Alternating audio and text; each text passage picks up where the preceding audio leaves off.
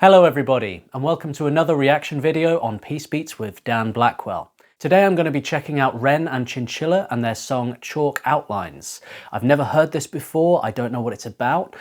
The name Chalk Outlines, I'm assuming, it's when they draw a chalk outline of a body on the street. I don't know if they still do that anymore, but you always see that in the old films, right? The chalk outline of the body on the street, so that's what comes into my mind. I might be totally wrong with that, but let's find out. That's the joy. So without further ado, let's get stuck in.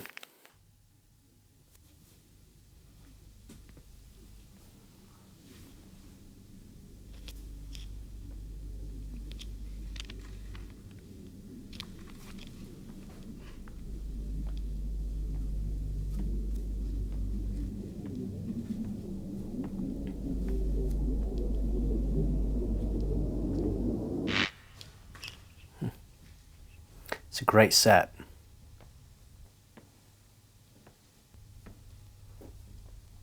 Got a really good team around him, hasn't he, Ren? Really great camera crew, videographers.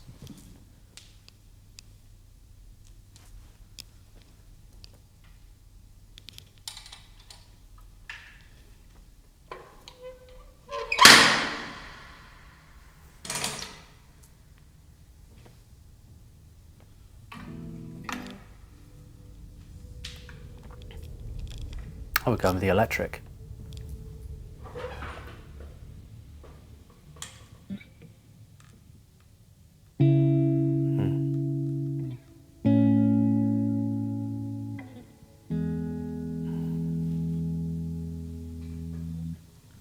I'm still here in this bed that I crawled in.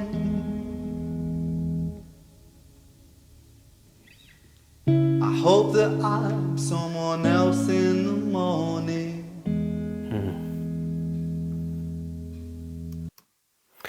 I'm just going to pause it for a moment there. Lovely clean sound on the guitar.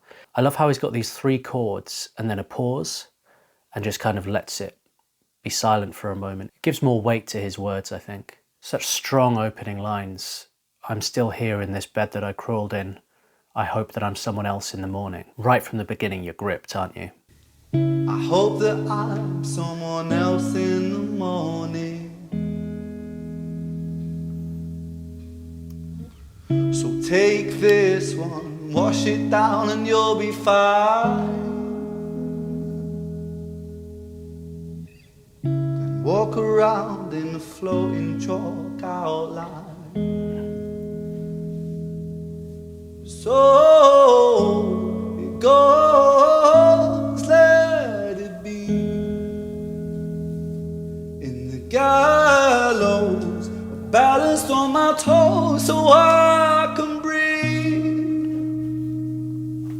But little by little, bit by bit, I push it back down with a new habit. If not for long, just for a while, I'll bury myself with a great big smile. Oh my, oh my, we trace ourselves in these chalk outlines. Oh my, oh my, erase ourselves in these chalk outlines. Sertraline and a sip of serotonin. Don't cry, 'cause there's a pill for everything. So musically, we have some really nice simple chords, which sometimes is all you need. And the melody is so strong, you don't want much kind of around that in a song like this. You want the chords there just ringing out, setting the tone, and then the melody can kind of weave and do its thing. The lyrics are really, really jumping out to me in this song. And what I like about this kind of lyricism is it's very open to interpretation. It reminds me of songwriters such as Tom York from Radiohead, Kurt Cobain, Nirvana, or Black Francis from the Pixies.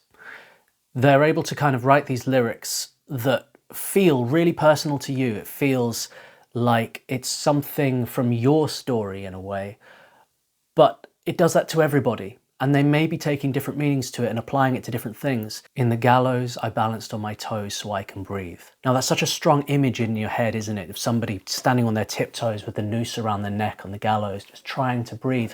And what's the metaphorical reason behind that? I take it as like you feel like you're on your tiptoes, just trying to breathe. You're like trying to keep your head above water, you know? That feeling of being buried, of being overwhelmed by all the difficulties of life, whatever they may be for whatever person. And what he says about pushing it back with a new habit, burying himself with a big smile, I take that to mean he's like using alcohol or substances or whatever distraction to hide, to mask the sadness, to mask the struggles. When he says we trace ourselves with these chalk outlines, like we're kind of tracing our own demise, and then he says we erase ourselves with these chalk outlines. It's just beautiful, beautiful lyricism, isn't it? Now, I'm a little self-aware. I don't want to make these reactions like about me. Like a couple of people have commented in the past, like, look, it's not about you, man, talk about the music. But it's a bit difficult sometimes when the words like connect and resonate so deeply. It's hard not to kind of put a bit of myself into my interpretation of it, because it's just like, I'm feeling this, and so I'm going to put a bit of my experience in just to give some insight into where my mind is going, you know? So Chinchilla comes in here and she says, sertraline with a sip of serotonin. Now, I take the sip of serotonin to mean like alcohol, like wine or something, whatever you're taking it with. And I myself, I was put on sertraline years ago, and I was on it for like 5 years. And I was on the maximum dose. I would often take more than that as well on a particularly bad day. And I found that while on one hand it did kind of help and save at the beginning, it then just kind of became an addiction, and it meant that I was just always on drugs in some way, and I couldn't sleep. It's like I would kind of wake up in the morning and be on amphetamines, or whatever time of day I'd take them. Often I'd forget, take them in the evening, amphetamines, and my head was just all over the place. And the only way I could kind of balance sertraline out was with alcohol, because I couldn't sleep unless I drank. And then I started drinking more and more, and it became this cycle of sertraline and alcohol, these uppers and downers, in order to function, and not function very well, but function in some way at all. And it really robbed me of years of my life, you know, like it was really hazy couple of years there. And just that one line, sertraline and a sip of serotonin, that one line means so much to me, because it just takes me back to that place, and I see where I could have gone if I hadn't made some kind of change in my life that I did. So yeah, in short, so far, all these lyrics are absolutely outstanding. I love the way they're put together. I love the music behind it. And I'm going to stop waffling on and let's get back into it. Sertraline and a sip of serotonin. Don't cry, 'cause there's a pill for everything. Take this one, wash it down and you'll be fine. The feeling goes and you draw a chalk outline. So it goes, let it be. In the gallows, I'm balanced on my toes so I can breathe. But little by little, bit by bit, I push it back down with a new habit. If not for long, just for a while, I bury myself with a great big smile. Oh my, oh my, we trace ourselves in these chalk outlines. Oh my, erase ourselves.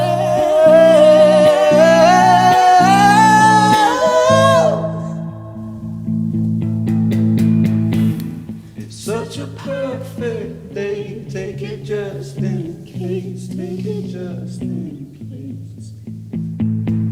I'm scared of being 'cause all things change, all things change. I'm scared of being okay because all things change. It's a trap, isn't it? Being stuck in that state of mind. Like, I'm afraid of being happy. I'm afraid of feeling good because it might all get taken away. In fact, I know it will. I hope he doesn't feel like that now, but I think it's a really great lyric because so many people do feel like that. And it is that trap of never getting excited about anything, never feeling good about anything, because what if it all goes wrong? What if it all gets taken away? What if I start feeling happy, but then the depression comes back? Whatever it is, it's such a toxic way of thinking that never allows you to get out of it. And so I'm really glad he's kind of put that lyric in there, because I think so many people will connect with that, and hopefully they can identify it as not being good. Like, it doesn't help you, you know, to never allow yourself to be happy in case the happiness gets taken away. You got to take the risk, you got to take the jump, you got to be brave and like try. Now, I've got to say about, and I haven't said this about any of the previous Ren videos yet, is how good the audio recording and live performances are, because honestly, they're so good, I kind of didn't even register. Because usually what artists do is they will, even when doing a kind of live performance, something like Hi Ren or the Tale of Jenny and Screech, those kinds of videos, usually what they'll do is they'll record it in studio, sounding live. So they'll do a studio recording where they do, like, you know, 30 takes or so, and they take the best bits. So it's sort of live, sort of not, and it's produced. And then they go out and they kind of match the acoustics in the recording to where they're filming, and so it seems more kind of real. So I kind of assumed that was what was going on because it was so good. And then in the comments people are saying, oh yeah, Hi Ren, it was in 4 takes. And I'm like, the audio is live in that room. That's insane. And like, with this video, his use of acoustics, his use of natural acoustics is so impressive. And I definitely think that's worth commenting on, is as he's moving around and singing in different places, he's using the acoustics to the best of their sort of potential, rather than adding reverb later in post. He's getting these really nice natural acoustics and making a beautiful sound with them that really fits in the music he's doing. He's finding the right rooms for the right songs. I really love these chords he's using. They're very subtle. And I like how it's not too loud either. Like, the guitar's quite quiet. The most important thing is Ren and Chinchilla's voice is in this. But a lot of guitarists would be tempted just to crank it up just a little bit more than he has, but I'm glad he hasn't. I think it's nice to be subtle. And it's nice to just have that, keeping the tempo and the structure of the song together without overpowering the vocals. Beautiful work. Let's keep going. It's such a perfect day, take it just in case, take it just in case. I'm scared of being okay, 'cause all things change, all things change. It's such a perfect day, it's a beautiful shade, it's a beautiful shade. I'm scared of being okay, 'cause all things change. But little by little, bit by bit, I'll push it back down with a new habit. If not for long, just for a while, I'll bury myself with a great big smile. Oh my, we trace ourselves in these chalk outlines. Oh my,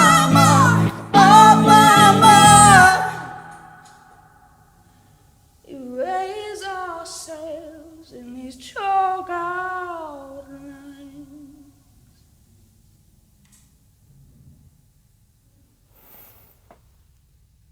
Excellent. I love how the light went off at the end. Another amazing Ren video. I really liked at the end, you may have seen me smile, when his voice kind of breaks. He pushes it a little too hard and it goes a little kind of off, and I love that. It fits with what he's singing about. I've been in recording studios with singers so many times, and they'll hit a line and their voice will crack, and they'll come out of the studio and be like, oh, I hated that. And I'll be like, no, that's the one, that's the one, that's the take. Because what you're singing about is emotional. Your voice should crack. You should feel the passion in it. You don't want this perfect take. You don't want to nail the note when the note shouldn't be nailed. You know, like a bent note or a note that's like pushed or forced when you're describing feelings of passion or sadness and anger. It's okay to go off a little bit. So I'm really glad that what he did there is like just going for it and putting it in. A lot of artists would be like, oh, cut, retake, I didn't hit the note right. And it's like, no, that's the best thing is when you get something unique like that. Who is the artist on TV? Bob Ross. Happy little accidents is what he used to say when he would smudge on the canvas. And he'd be like, oh, it's a happy little accident. I'm gonna turn that into a tree. That's what I think that is when a note kind of gets pushed too far, goes out of tune or something like that. Sometimes they can be these happy little accidents that make the recording and the performance just that much better. I feel like this song must connect with a lot of people, and it certainly has me, and it's taken me back to a dark time, but I also feel like good about myself as well. I don't feel like depressed after listening to this or anything like that. I feel like that's how I used to feel, and he's articulated it so beautifully that I think it could really help a lot of people who are in that situation get out of it. I'd love to hear your thoughts in the comments. Subscribe for more content, and until next time, peace and love, everybody.